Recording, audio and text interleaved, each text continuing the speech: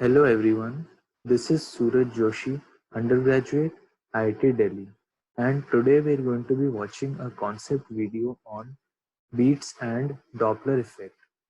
This is chapter 15, class 11th, physics. The topics that are going to be covered in this video are beats, Doppler effect, different cases of Doppler effect and solved examples. तो आते हैं पहले topic पर जिसका नाम है beats. Beats is an interesting phenomenon arising from interference of waves. Beats interference of waves से आने वाला phenomenon है when two harmonic sound waves of close but not equal frequencies are heard at the same time. We hear a sound of similar frequencies, but we hear something else also.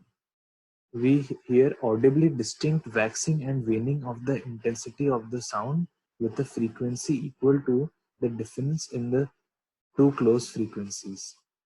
तो beats में क्या होता है कि जब दो harmonic sound waves almost equal frequencies की same time पे आती हैं, यानी कि उनमें इंटरफेरेंस होता है, तो जो उनके इंटरफेरेंस से साउंड आती है वो ऐसी होती है कि उसमें इंटेंसिटी बढ़ती है, वैक्सिंग होती है और फिर घट जाती है, वेनिंग होती है एक फ्रीक्वेंसी के साथ. और ये फ्रीक्वेंसी हम देखेंगे इक्वल होता है उन दोनों इंडिविजुअल साउंड वेव्स के फ्रीक्वेंसीज के डिफरेंस के साथ. मैथमेटिकली देखते हैं. Mathematically let us consider two harmonic sound waves with frequency omega 1 and omega 2 respectively. ये एंगुलर फ्रीक्वेंसी है and fix the location to be x equals to 0 for convenience. With a suitable choice of phase pi by 2 for each and assuming equal amplitudes a, we get S1 equals to a cos omega 1t and S2 equals to a cos omega 2t. यहाँ पे हमने wave equation yxt को use किया है. x equals to 0 है तो एक term गायब हो जाएगा और पाई बाय 2 की वजह से जो साइन का टर्म है वो cos बन जाता है. यहाँ पे S1 और S2 इसलिए यूज किया है क्योंकि ये लॉन्गिट्यूडनल वेव है. साउंड वेव लॉन्गिट्यूडनल होता है और लॉन्गिट्यूडनल वेव्स के लिए y की जगह हम s यूज करते हैं. Let omega 1 be the greater of the two frequencies. omega 1 omega 2 से थोड़ा सा बड़ा है. अब सुपरपोजिशन यूज करके और cos a plus cos b के फॉर्मूले को यूज करके हमें इन दोनों के सम यानी रिजल्टेंट मिलेगा 2a cos omega 1 plus omega 2 by 2 into t into cos omega 1 minus omega 2 by 2 into t. ये रिजल्टेंट होगा यूजिंग प्रिंसिपल ऑफ सुपरपोजिशन, यानी बस इन दोनों का एडिशन. अब इस फॉर्मूला को ध्यान से देखें तो इस फॉर्मूले को हम 2a cos omega bt into cos omega at भी लिख सकते हैं, जहां ओमेगा b होता है ओमेगा 1 minus omega 2 by 2 और ओमेगा a है ओमेगा 1 plus omega 2 by 2. ये एक नोटेशन है कुछ एजम्पशंस आसान दिखाने के लिए. अगर हम ये एज्यूम करें कि ओमेगा 1 माइनस ओमेगा 2 ओमेगा 1 से बहुत छोटा है तो हमें ये मिलेगा omega a is much greater than omega b. ऐसा इसलिए क्योंकि ओमेगा b जो है ये ओमेगा 1 माइनस ओमेगा 2 बाय 2 है, तो इसका साइज ओमेगा 1 माइनस ओमेगा 2 के साइज की दुगना है. और जो ओमेगा a है वो ओमेगा 1 प्लस ओमेगा 2 बाय 2 है.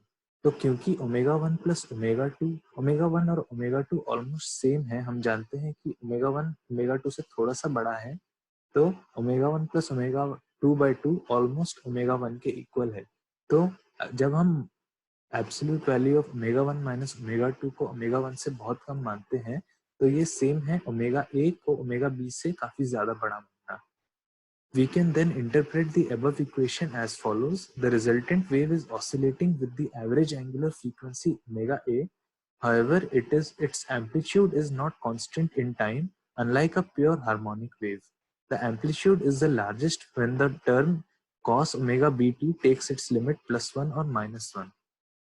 अब इस above equation इस वाले पार्ट को देखें तो हमें दिखेगा कि इसकी एम्पलीट्यूड इतनी है 2a cos omega bt और इसका दूसरा पार्ट है cos omega at.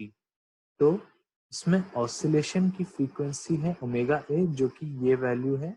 ये ओरिजिनल दो वेव्स की फ्रीक्वेंसी के ही आसपास है, पर इसकी जो एम्पलीट्यूड है 2a cos omega bt ये कोई कांस्टेंट नहीं है.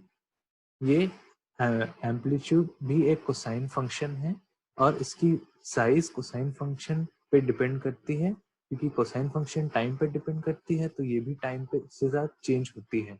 एम्पलीट्यूड मैक्सिमम तब होगी जब cos ओमेगा bt +1 या -1 होगी। तो intensity of the resultant wave waxes and veins, यानी बढ़ता और घटता है with a frequency 2 omega b equals to omega 1 minus omega 2. Since omega equals to 2 pi nu, जहाँ nu frequency है, the beat frequency nu beat is given by nu beat equals to nu 1 minus nu 2. तो यहाँ पे ये फॉर्मूले के साथ हम गिवन फ्रीक्वेंसी से बीट फ्रीक्वेंसी निकाल सकते हैं। अब आते हैं बीट्स को एक डायग्राम से ऑब्जर्व करते हैं। इस डायग्राम में हमें दो वेव्स ए और बी का इंटरफेरेंस देखने को मिल रहा है। ये बिल्कुल पिछले एग्जाम्पल की तरह x इक्वल्स टू 0 और cos थीटा वो सारे कंडीशंस के साथ ही यहाँ हम देख सकते हैं कि जो पैटर्न है यहाँ पे a 11 हर्ट्ज का है और b 9 हर्ट्ज का है। तो यहाँ जो पैटर्न है उसकी फ्रीक्वेंसी 2 हर्ट्ज है। आप यहाँ देख सकते हैं पैटर्न 1 सेकेंड में 2 बार रिपीट हो जाता है। यहाँ देखिए ये 2 बार रिपीट हो रहा है, क्योंकि ये 1 सेकेंड में 2 बार रिपीट हो रहा है तो इसकी फ्रीक्वेंसी 2 साइकिल्स पर सेकेंड है, यानी 2 हर्ट्ज है। और ये 2 हर्ट्ज इक्वल्स टू 11 माइनस 9 है, जैसे हमने अभी अभी दिखाया था। बीट फ्रीक्वेंसी दोनों इंडिविजुअल वेव्स की फ्रीक्वेंसी का डिफरेंस है। अब आते हैं एक एग्जांपल पे। Two sitar strings A and B playing the note dha are slightly out of tune and produce beats of frequency 5 Hz. The tension of the string B is slightly increased and the beat frequency is found to decrease to 3 Hz. What is the original frequency of B if the frequency of A is found to be 427 Hz? Solution. अब इधर question में क्या पूछा है? Question में given है कि हमें सितार स्ट्रिंग्स के फ्रीक्वेंसी दे रखे हैं और उनके बीच में बीट फ्रीक्वेंसी दो केसेस में दे रखी है। एक जब टेंशन बी स्ट्रिंग में कम थी और दूसरी जब बी स्ट्रिंग में टेंशन थोड़ी सी बढ़ गई। तो यहाँ पे लॉजिक ये लगाना है कि इंक्रीज इन टेंशन को हम फ्रीक्वेंसी के टर्म्स में क्या समझे। इंक्रीज इन टेंशन का मतलब होता है increase in frequency of the string. तो अब फ्रीक्वेंसी ऑफ अब हम ये लॉजिक लगाते हैं कि अगर बी की फ्रीक्वेंसी ओरिजिनली ए से ज्यादा होती तो बी की फ्रीक्वेंसी अगर फिर से इंक्रीज करते तो जो डिफरेंस होती यानी जो बीट फ्रीक्वेंसी होती वो बढ़ती। पर हम ये देख रहे हैं क्वेश्चन से कि बीट फ्रीक्वेंसी 5 हर्ट्ज से 3 हर्ट्ज जा रही है, यानी कम हो रही है। तो इसका मतलब है कि जो बी की फ्रीक्वेंसी है वो पहले भी ए की फ्रीक्वेंसी से कम थी। तो और हम ये भी जानते हैं कि जो उनमें डिफरेंस थी वो 5 हर्ट्ज की थी। तो अगर ए की फ्रीक्वेंसी 427 है और 427 माइनस 5 वो फ्रीक्वेंसी देगी जो बी की ओरिजिनल फ्रीक्वेंसी थी, इसलिए हम 427 माइनस 5 422 हर्ट्ज बी की फ्रीक्वेंसी ढूंढ लेंगे। बातें हैं एक और टॉपिक पे जो कि है डॉपलर इफेक्ट। अब डॉपलर इफेक्ट का कुछ डेली एग्जांपल बताता हूँ। It is an everyday experience that the pitch or frequency of the whistle of a fast-moving train decreases as it recedes away. When we approach a stationary source of sound with high speed, the pitch of the sound heard appears to be higher than that of the source. आपने पहला example तो कई बार experience किया होगा कि जब train आपसे दूर जा रही है और ट्रेन की आवाज आ रही है, ट्रेन से विसल आ रहा है, तो उसकी फ्रीक्वेंसी कम होती है जैसे जैसे ट्रेन दूर जाता रहता है। तो इसका ये मतलब है फिजिक्स के टर्म्स में कि ऑब्जर्वर जब सोर्स से दूर जाता है, रिसीड अवे करता है सोर्स से, तो द ऑब्जर्व्ड पिच और फ्रीक्वेंसी, ऑब्जर्व्ड यानी जो ऑब्जर्वर को सुनाई देता है frequency, becomes lower than that of the source, जो एक्चुअल साउंड की फ्रीक्वेंसी है उससे कम हो जाती है। तो ये मोशन रिलेटेड फ्रीक्वेंसी चेंज को हम डॉपलर इफेक्ट कहते हैं। डॉपलर इफेक्ट एक वेव फेनोमेनन है, ये सिर्फ साउंड वेव के लिए नहीं पर इलेक्ट्रोमैग्नेटिक वेव्स के लिए भी होल्ड करता है, पर इस केस में हम सिर्फ साउंड वेव्स को कंसीडर करेंगे। अब हम डॉपलर इफेक्ट को पढ़ेंगे कुछ स्पेसिफिक केसेस के लिए। We shall analyse changes in frequency under 3 different situations. पहला case, observer is stationary but the source is moving. दूसरा case observer is moving but the source is stationary, and तीसरा case both the observer and the source are moving, यानी कि observer और source के अलग अलग situation, जब एक हिल रहा है दूसरा नहीं हिल रहा, और जब दोनों हिल रहे हैं। The situations 1 and 2 differ from each other. Observer का हिलना और सोर्स का हिलना जब दूसरा स्टेशनरी हो, ये दोनों सिचुएशन एक दूसरे से अलग हैं because of the absence or presence of relative motion between observer and the medium. क्योंकि साउंड की स्पीड मीडियम से डिटरमिन होती है और ऑब्जर्वर और मीडियम में रिलेटिव मोशन किसी एक केस में है पर दूसरे में नहीं है, और हमें दोनों केस में जो फ्रीक्वेंसी ऑब्जर्वर को सुनाई दे रही है उसमें इंटरेस्ट है, इसलिए दोनों केसेस अलग हैं। If there is no medium present, the Doppler shifts are same irrespective of whether the source moves or the observer moves, since there is no way of distinction between the two situations. अगर medium नहीं है तब ये दोनों case same है, क्योंकि दोनों में क्योंकि जो रिलेटिव मोशन है ऑब्जर्वर और सोर्स में वो सेम है, इसलिए मीडियम के बिना साउंड का कोई लेना देना नहीं है, तो दोनों केसेस सेम हो जाएंगे। अब पहले केस पे आते हैं, सोर्स हिल रहा है और ऑब्जर्वर स्टेशनरी है। Let us choose the convention to take the direction from the observer to the source as the positive direction of velocity. तो इस डायग्राम में O ऑब्जर्वर है और S सोर्स है। सोर्स मूव कर रहा है, इसलिए सोर्स का पहला पोजीशन S1 है और दूसरा पोजीशन S2 है। तो और सोर्स पहले हम ये देखते हैं, सोर्स की वेलोसिटी vs है, और let us consider a source S moving with velocity vs and an observer who is stationary in a frame in which the medium is also at rest. Let the speed of a wave of angular frequency omega and period t0, both measured by an observer at rest with respect to the medium, be v. तो simple terms में wave की speed medium में v है और wave की angular frequency और period omega और टी.ओ है। We assume that the observer has a detector that counts every time a wave crest reaches it.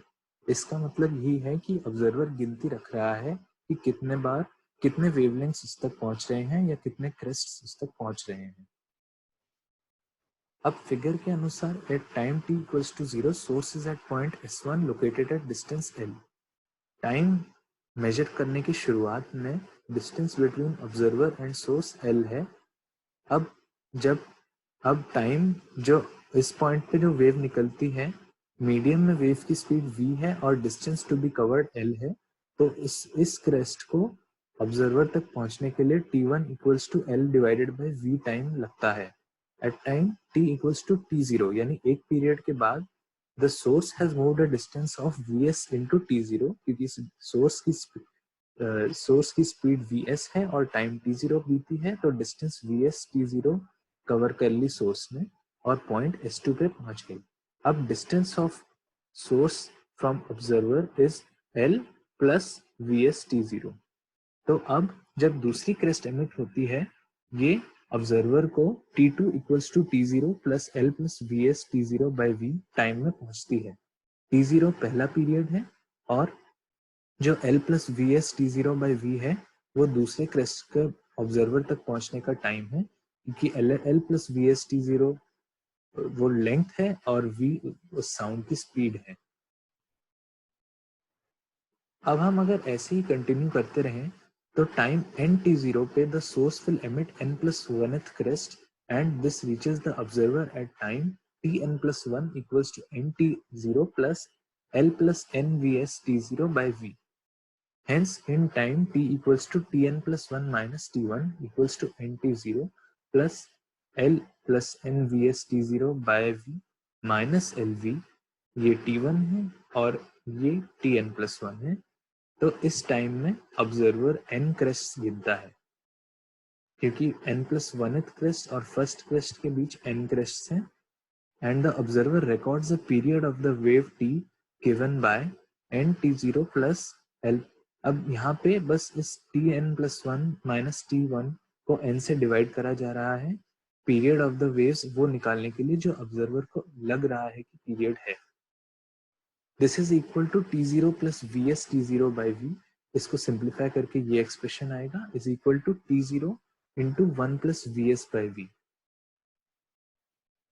अब T equals to T0 1 plus VS by V को हम frequency new के terms में लिख सकते हैं, न्यू नॉट के टर्म्स में लिख सकते हैं, जो कि मेजर्ड होगा बाय ऑब्जर्वर अगर सोर्स और ऑब्जर्वर दोनों स्टेशनरी होता. अब हम न्यू को वो फ्रीक्वेंसी लेंगे जो डॉपलर इफेक्ट की वजह से ऑब्जर्वर को सुनाई दे रही है, और न्यू नॉट वो फ्रीक्वेंसी है जो ऑब्जर्वर को सुनाई देती अगर डॉपलर इफेक्ट नहीं होती. क्योंकि न्यू और टी में रिलेशन होता है कि nu equals to 1 by T, frequency 1 over time period होता है. तो अगर हम यहाँ इस एक्सप्रेशन में टी नॉट को यहाँ ले जाएं और टी को यहाँ ले जाएं तो हमें रेसिप्रोकल लेके मिलेगा कि nu equals to nu naught into 1 plus V S by V reciprocal यानी इनवर्स. अब यहाँ पे एक अप्रोक्सीमेट फॉर्मूला कभी कभी यूज किया जा सकता है. अगर Vs is very small compared to V, then taking the binomial expansion to terms in first order and ignoring higher powers, we can get an approximation. Nu equals to nu naught into 1 minus Vs by V. यहाँ पे फॉर्मूले को ध्यान से देखिए, inverse नहीं है और डायरेक्ट माइनस किया जा रहा है. पर ये जरूर देखिए कि ये अप्रोक्सीमेशन ही है, ये एक्चुअल फॉर्मूला नहीं है. एक्चुअल फॉर्मूला ये है. ये अप्रोक्सीमेशन तब यूज करेंगे जब Vs V से बहुत छोटा होगा, और ये कंडीशन फॉर्मूला अप्लाई करने से पहले खुद चेक करना जरूरी है. If the source is approaching the observer, we can replace Vs with minus Vs and get nu equals to nu naught 1 plus Vs by V. अगर डायरेक्शन ऑफ मोशन उल्टी है तो माइनस की जगह यहाँ पे प्लस डाला जा सकता है और nu equals to nu naught into 1 plus Vs by V use किया जा सकता है. ये याद रखिए कि सेम assumption अभी भी चल रहा है. The observer measures a lower frequency when the source recedes from him than he does when it is at rest. तो यहाँ पे इस फॉर्मूले से जो फिजिकल कंक्लूजन है वो देखने को मिल रही है. ऑब्जर्वर को लोअर फ्रीक्वेंसी की साउंड सुनाई देती है जब सोर्स उससे दूर जा रही है, और हायर फ्रीक्वेंसी की साउंड सुनाई देती है जब सोर्स उसके पास आ रही है. ये उस ट्रेन वाले एग्जाम्पल के साथ भी मैच करता है. जब ट्रेन की विसल और ट्रेन आपसे दूर जा रही है तो आपको विसल की फ्रीक्वेंसी कम सुनाई देती है. अब दूसरे केस पे आते हैं. Observer moving, source stationary. Observer हिल रहा है और सोर्स नहीं हिल रहा है. Now to derive the Doppler shift when the observer is moving with velocity v0 towards the source and the source is at rest, we have to proceed in a different manner. We work in the reference frame of the moving observer. हम observer की frame में move करेंगे और observer की reference frame speed के साथ move कर रही है जो कि v0 है. In this reference frame, the source and medium are approaching at speed v0 and the speed with which the wave approaches is v0 plus v. Following a similar procedure as in the previous case, we find that the time interval between the arrival of the first and the n plus 1th crests is given by this formula. तो पहले ये समझ लेते हैं reference frame में क्या चल रहा है. रेफरेंस फ्रेम में ऑब्जर्वर सोर्स के डायरेक्शन में मूव कर रहा है, तो इस डायरेक्शन में हम पॉजिटिव डायरेक्शन मान रहे हैं और स्पीड को v0, वेलोसिटी को v0 ले रहे हैं. अब speed with which the wave approaches is v0 plus v. इसका ये मतलब है कि जो ऑब्जर्वर है वो v0 स्पीड के साथ जा रहा है. साउंड जो है वो v स्पीड के साथ वैसे भी मूव कर रही है मीडियम में. तो speed with which the wave approaches observer, यानी जो स्पीड ऑब्जर्वर को दिख रही है वो है v0 प्लस v. अब सेम पिछले केस की तरह tn प्लस 1 माइनस t1 को लेंगे तो हमें N T naught minus N V naught T naught by V naught plus V मिलेगा. यहाँ पे माइनस साइन इसलिए है क्योंकि ऑब्जर्वर पास जा रहा है और जैसे जैसे ऑब्जर्वर पास जा रहा है तो टाइम अगले क्रेस्ट के लिए लग रही है वो जैसे जैसे कम होते जा रही है. इसे सिंप्लीफाई करने से हमें मिलेगा t equals to t0 1 minus v0 by v0 plus v is equal to t0 into 1 plus v0 by v inverse. अब यहाँ से हम सिमिलरली पिछले केस की तरह फ्रीक्वेंसी और टाइम पीरियड का रिलेशन यूज करके इनवर्स ऑफ द फॉर्मूला लेंगे और observed frequency nu is equal to observed frequency if there was no Doppler shift into 1 plus vo by v जहाँ पे ये VO है, velocity of the observer towards the source. If V0 by V is small, Doppler shift is almost same whether it is the observer or the source moving. अब तीसरे case में आते हैं जब both source and observer are moving, दोनों source और observer हिल रहे हैं. We will now derive a general expression for Doppler shift when both the source and observer are moving. As before, let us take the direction from the observer to the source as the positive direction. Let the source and observer be moving with velocities Vs and Vo respectively as shown in the figure. Figure में जो O points हैं वो observer की positions हैं अलग अलग times पे, और S जो पॉइंट्स हैं वो सोर्स की पोजीशन है अलग अलग पॉइंट्स पे. VO है ऑब्जर्वर की स्पीड और VS है सोर्स की speed. Suppose at time t equals to 0, observer is at time O1 and source is at S1, O1 being to the left of S1. The source emits a wave of velocity v of frequency mu and period t0, all measured by an observer at rest with respect to the medium. Let L be the distance between O1 and S1 at t equals to 0 when the source emits the first crest. अब इसमें diagram को setup किया जा रहा है. Diagram के हिसाब से ऑब्जर्वर सोर्स के लेफ्ट साइड में है और दोनों की वेलोसिटीज की direction left to right direction में है. अब जो सोर्स वेव एमिट कर रहा है उसकी जो क्वांटिटीज ऑफ इंटरेस्ट है वेलोसिटी, फ्रीक्वेंसी और period with respect to an observer at rest measure करके हमें दी गई है. और initial distance between O1 and S1 यानी ऑब्जर्वर और सोर्स के बीच के इनिशियल डिस्टेंस L है.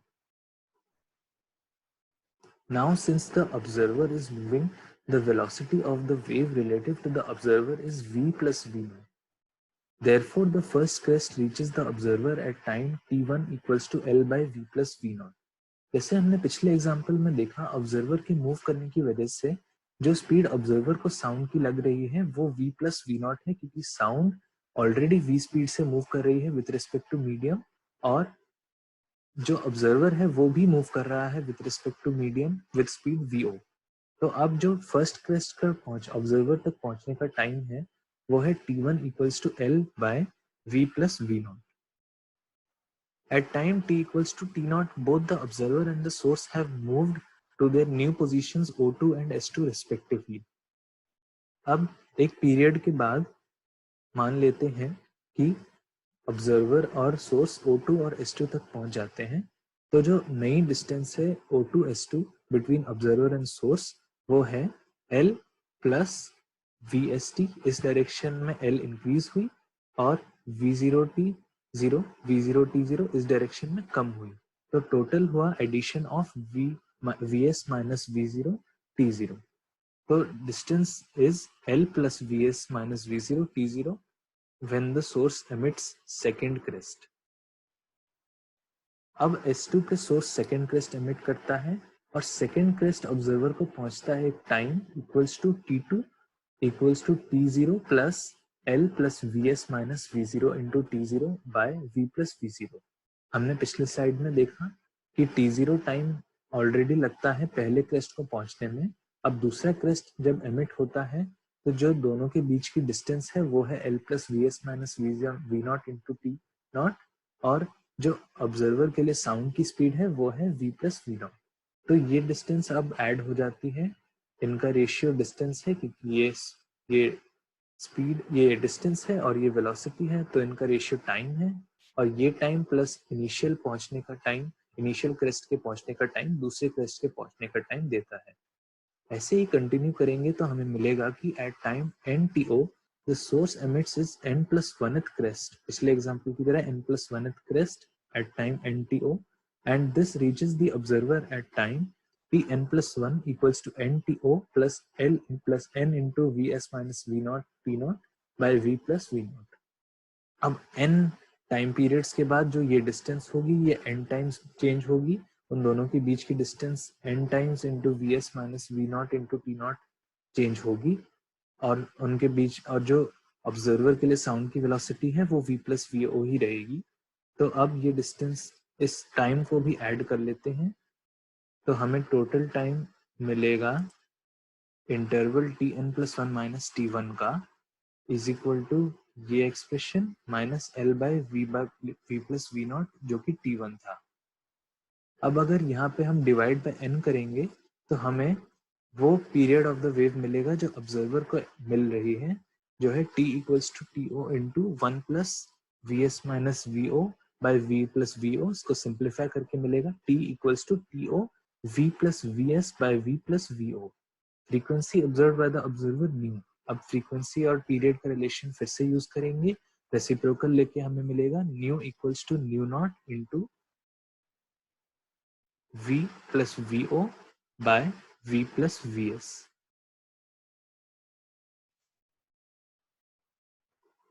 अब फिर से अपने पुराने एग्जाम्पल पे आते हैं। Consider a passenger sitting in a train moving on a straight track. Suppose she hears a whistle surrounded by the driver of the train, sounded by the driver of the train. What frequency will she measure or hear? Here both the observer and source are moving with the same velocity, so there will be no shift in frequency and passenger will note the natural frequency। अब हम इस question को answer कर सकते हैं जो last formula derive किया था उससे। वहां पे हम देखते हैं कि जो फ्रीक्वेंसी ऑब्जर्व्ड है वो v plus V naught divided by v plus V S into original frequency है। पर जब vs और vo इक्वल है जैसे कि इस केस में है तो ऑब्जर्व फ्रीक्वेंसी में कोई शिफ्ट नहीं होगी और पैसेंजर ओरिजिनल फ्रीक्वेंसी ही ऑब्जर्व करेगी। But an observer outside who is stationary with respect to train will note a higher frequency if the train is approaching him and lower frequency when it recedes from him। Note that we have defined the direction from the observer to the source as positive direction। यहाँ पे formula use करते वक्त direction का ध्यान रखना है। हमने derivation के टाइम में ऑब्जर्वर टू सोर्स डायरेक्शन को पॉजिटिव माना है, तो अगर observer towards the source move कर रहा है तो v नॉट एक पॉजिटिव वैल्यू लेगी और अगर वो सोर्स से दूर जा रहा है तो v नॉट एक नेगेटिव वैल्यू लेगी। On the other hand if s is moving away from o, अगर सोर्स ऑब्जर्वर से अवे जा रही है तो vs पॉजिटिव वैल्यू लेगी और अगर ऑब्जर्वर की तरफ जा रही है सोर्स तो vs नेगेटिव वैल्यू लेगी। The sound emitted by the source travels in all directions। तो साउंड का वो पार्ट जो सोर्स से ऑब्जर्वर की तरफ आ रहा है वही ऑब्जर्वर डिटेक्ट करता है, इसलिए the relative velocity of sound with respect to observer is v plus V naught in all cases. अब यहाँ पे vs और vo की जो साइन है उसका ख्याल रखना पड़ेगा, पर जब ये साइन सेट हो गई तो जो साउंड की स्पीड है वो हमेशा v प्लस vo ही रहेगी इन ऑल केसेस। तो अब हम फॉर्मूला से जो निकले हैं उनसे एग्जाम्पल सॉल्व करते हैं। A rocket is moving at a speed of 200 meters per second towards a stationary target. While moving, it emits a wave of frequency 1000 Hz. Some of the sound reaching the target gets reflected back to the rocket as an echo. Calculate 1 the frequency of the sound as detected by the target and 2 the frequency of the echo as detected by the rocket। तो question में हमें speed दे रखी है source का, target का, कि target stationery है तो उसकी स्पीड 0 है, फिर जो साउंड है उसकी ओरिजिनल फ्रीक्वेंसी दे रखी है। हमें क्या करना है, फ्रीक्वेंसी निकालना है यूजिंग फॉर्मूलाज जो हम ऑलरेडी डिराइव कर चुके हैं। तो पहले हमें चेक करना है कि जो क्वेश्चंस है उनमें कौन से केसेस हैं एप्लीकेबल तीनों केसेस में से, और जो केस है उस केस का फॉर्मूला अप्लाई करना है। पहला है frequency of the sound as detected by the target. तो इस केस में टारगेट ऑब्जर्वर है और रॉकेट सोर्स है जो कि एमिट कर रहा है फ्रीक्वेंसी ऑफ वेव 1000 को एट अ स्पीड सोर्स 200। तो क्योंकि जो सोर्स की स्पीड है वो 200 है, वो स्पीड ऑफ साउंड 330 के आसपास है, इसलिए हम अप्रोक्सीमेट फॉर्मूला यूज नहीं कर सकते। फर्स्ट वाले एग्जांपल से हमें ये फॉर्मूला यूज करना पड़ेगा 1 plus V S by V की पावर -1। अब हम ये देख रहे हैं कि सोर्स टारगेट की तरफ जा रहा है, तो Vs को माइनस Vs मतलब Vs जो है वो एक नेगेटिव नंबर लेगा जब हम फॉर्मूला में यूज करेंगे। तो हम अगर Vs को सिर्फ स्पीड मान के चलें तो हमें फॉर्मूला में प्लस Vs की जगह माइनस Vs डालना पड़ेगा और हमें frequency nu equals to nu naught into 1 minus V S by V inverse equals to approximately 2540 hertz निकलेगी। ये आप कैलकुलेट भी कर सकते हैं। अब सेकेंड पार्ट पे आते हैं। सेकेंड पार्ट में हमें देखना है the frequency of the echo as detected by the rocket. तो इस केस में एको को हम ऐसे सोच सकते हैं कि जो एकोइंग टारगेट है वो सोर्स ऑफ द साउंड है, क्योंकि जो रिफ्लेक्शन है उसे हम ऐसे मान सकते हैं जैसे कि एक न्यू साउंड है जो सोर्स पे बन के ही आ रही है और जो रॉकेट को सुननी है। तो अब जो टारगेट है वो सोर्स है और जो रॉकेट है वो डिटेक्टर या ऑब्जर्वर है। तो क्योंकि टारगेट स्टेशनरी है तो Vs 0 है और अब V0 क्योंकि रॉकेट की स्पीड है और हम ऑब्जर्वर से सोर्स तक डायरेक्शन को पॉजिटिव मानते हैं, तो अब V0 एक पॉजिटिव वैल्यू लेगी। The frequency of the sound emitted by the source is new. अब न्यू जो है वो जो क्वेश्चन 1 पार्ट 1 में निकाली थी वो फ्रीक्वेंसी है, क्योंकि जो टारगेट जो साउंड एको कर रही है वो साउंड उसे उस फ्रीक्वेंसी की लग रही है जो डॉपलर इफेक्ट की वजह से उसे रॉकेट से सुनाई दे रही है, जो कि हम पार्ट 1 में निकाल चुके हैं। तो इसलिए जो साउंड अब जो इस क्वेश्चन में जो सोर्स साउंड निकालेगी उसकी फ्रीक्वेंसी 1000 नहीं होगी, वो जो जैसे हमने पिछले क्वेश्चन में 2540 निकाली थी वो फ्रीक्वेंसी होगी। तो अब हम फिर से वो फॉर्मूला यूज कर सकते हैं v prime equals to v into V plus V O by V plus V S, जो कि आएगा 4080 हर्ट्स के आसपास। आप यहाँ देख सकते हैं कि हमने थर्ड केस का फॉर्मूला यूज किया है। ऐसा इसलिए क्योंकि जो थर्ड केस है वो एक जनरल केस है। अब अगर उस केस में हम v0 को 0 ले लें या vs को 0 ले लें तो हमें केस 1 या केस 2 वापस मिल जाएगा। तो अगर आप चाहें तो थर्ड केस के जो फॉर्मूले हैं उसको आप याद कर सकते हैं, वो आप हर केस में यूज कर सकते हैं। Thank you.